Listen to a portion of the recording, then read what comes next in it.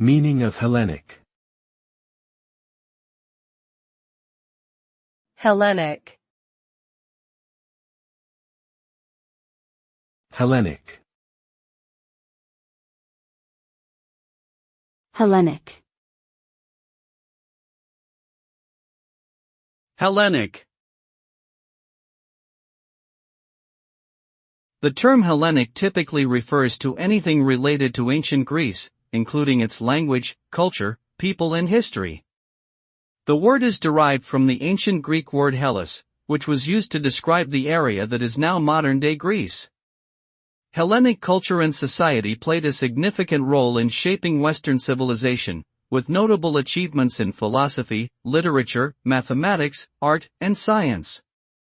Today, the term is sometimes used more broadly to refer to modern Greek culture and identity, as well as the diaspora communities around the world.